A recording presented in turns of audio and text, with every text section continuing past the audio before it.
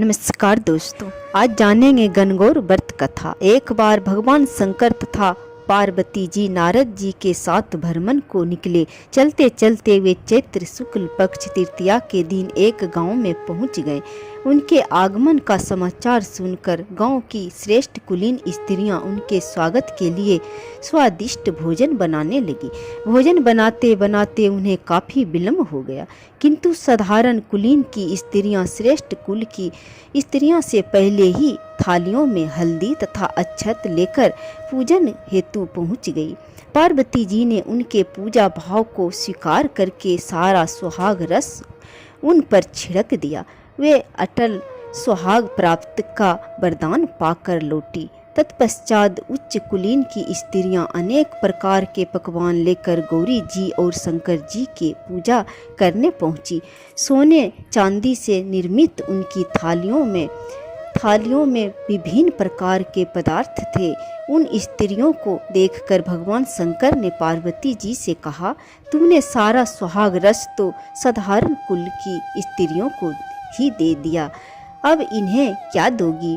पार्वती जी ने उत्तर दिया, प्राणनाथ, आप इसकी चिंता मत कीजिए। उन स्त्रियों को मैंने केवल ऊपर पदार्थों से बना रस दिया है, इसलिए उनका रस धोती से रहेगा, परंतु मैं इन उच्च कुलीन की स्त्रियों को अपनी अंगुली चीरकर अपने रक्त का सुहाग रस दूंगी। यह सुहाग रस जिसके भाग में पड़ेगा वह तन मन से मुझ जैसी सौभाग्यवती हो जाएगी। जब स्त्रियों ने पूजन समाप्त कर दिया तब पार्वती जी ने अपनी अंगुली चीरकर उन पर छिड़क दी। जिसे जैसी छींटा पड़ा उसने वैसा ही सुहाग पा लिया। तत्पश्चात भगवान शिव की आज्ञा से पार्वती जी ने नदी तट पर स्नान किया और बालू की शिव मूर्ति बनाकर पूजन करने लगी। पूजन के बाद बालू के पकवान बनाकर शिव जी को भोग लगाया, पर दक्षिणा करके नदी तट की मिट्टी से माथे पर तिलक लगाकर 2 कण बालू का भोग लगाया। इतना सब करते करते पार्वती को काफी समय लग गया। काफी देर बाद जब वे लौटकर आई तो भगवान शिव ने उनसे देर से कारण पूछा। उत्तर में पार्वती जी ने झूठ ही कह दिया कि वहाँ मेरे भाई और भाभी आदि मायके वाले मिल गए थे, उन्हीं से बातें करने में देर हो गई। परंतु महादेव जी तो सब कुछ जानते थे और कुछ लीला रचना चाहते थे, अतः उन्होंने पूछा, पार्वती, तुमने नदी के तट पर पूजन करके किस चीज का भोग लगाया था और स्वयं कौन सा प्रसाद खाया था? तब पार्वती जी ने पुनः झूठ बोल दिया और कहा, हे स्वामी, मुझे भाभी ने मुझे दूध भात खिलाया था, उसे खाकर मैं सीधा यहाँ चली आ रही हूँ। यह सुनकर शिव जी भी दूध भात खाने के लिए नदी तट की ओर चल दिए। पार्वती दुविधा में पड़ गई। तब उन्होंने मौन भाव से भगवान भोले शंकर का ही ध्यान किया और प्रार्थना की, हे भगवान, यदि मैं आपकी अनन्य दासी हूँ तो आप इस समय मेरी लाज रखिए। यह प्रार्थना करती हुई पार्वती जी भगवान शिव के पीछे पीछे चल रही थी। उन्हें दूर नदी के तट पर माया का महल दिखाई दिया। उस महल के भीतर पहुंचकर वे देखती है कि वहां शिव जी के साले तथा सरहज आदि सब परिवार उपस्थित है। उन्होंने गौरी तथा शंकर का भावहीन स्वागत किया। वे दोनों 2 दिन तक वहां रुके।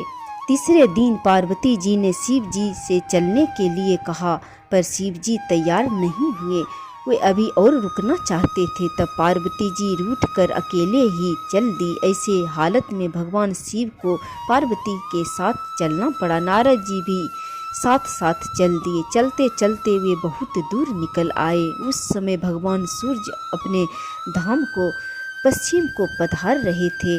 अचानक भगवान शंकर पार्वती जी से बोले, मैं तुम्हारे मायके में अपनी माला भूल आया हूँ, ठीक है, मैं ले आती हूँ। पार्वती जी ने कहा और जाने को तत्पर हो गई, परंतु भगवान शिव ने उन्हें जाने की आज्ञा नहीं दी और इस कार्य के लिए ब्रह्मपुत्र ब्रह्मपुत्र नारद जी को भेज दिया, परंतु वहां पहुंचने पर नारद जी को कोई महल नजर नहीं आया।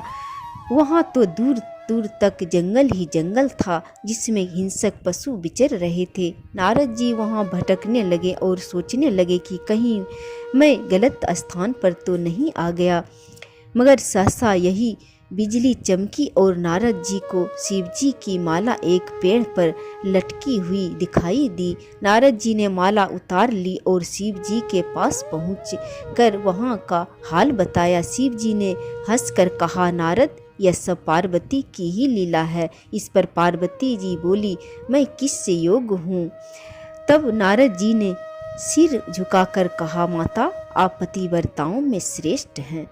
आप सौभाग्यवती समाज में आदि शक्ति हैं। यह सब आपके पतिव्रत का ही प्रभाव है। संसार की स्त्रियां आपके नाम सुमरन मात्र से ही अटल सौभाग्य प्राप्त कर लेती है और समस्त सिद्धियों को बना तथा बिगाड़ सकती है। तब आपके लिए यह कर्म कौन सी बड़ी बात है। महामाये गोपनीय पूजन अधिक शक्तिशाली तथा सार्थक होता है। इस प्रकार गणगौर की व्रत पूरे श्रद्धा से करने से अखंड सौभाग्य की प्राप्ति होती है। कथा सुनने और सुनाने से मनुष्य को मनोवांछित फल की प्राप्ति होती है।